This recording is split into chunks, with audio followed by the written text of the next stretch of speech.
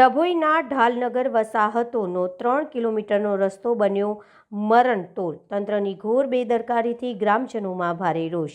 મુખ્ય સમસ્યા અને જનતાની હાલાકી। રસ્તા પરથી ડામર ગાયબ થઈ ગયો છે અને માત્ર મોટી મોટી કપચીઓ જ બાકી રહી ગઈ છે। આ કપચીઓના કારણે વાહનોમાં પંચર પડવાની ઘટનાઓ રોજિંદી બની ગઈ છે। સમયનો વેડફાટ। જે અંતર કાપતા માત્ર 5 જ મિનિટ થવી જોઈએ ત્યાં અત્યારે અડધો કલાક જેટલો સમય લાગે છે। રસ્તો એટલો ખરાબ છે કે વાહન ચલાવવું જોખમી બની ગયું છે। કટોકટીમાં મુશ્કેલી। રસ્તાની દયનીય હાલતના કારણે 108 ઇમરજન્સી એમ્બ્યુલન્સ કે પછી એસટી બસ જેવી પાયાની સુવિધાઓ પણ ગામ સુધી પહોંચી શકતી નથી। બીમારીઓના સમયે દર્દીઓને હોસ્પિટલ પહોંચાડવાના લોઢાના ચણા ચાવવા જેવું કામ છે।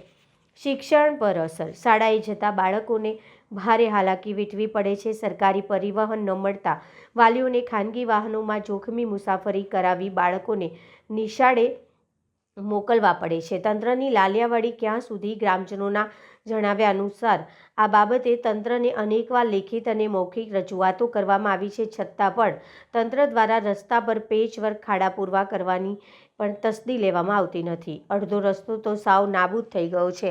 ગ્રામજનોની માંગ। ઢાલનગર વસાહતના રહીશો હવે સવાલ ઉઠાવી રહ્યા છે કે શું તંત્ર કોઈ મોટી દુર્ઘટનાની રાહ જોઈ રહ્યું છે?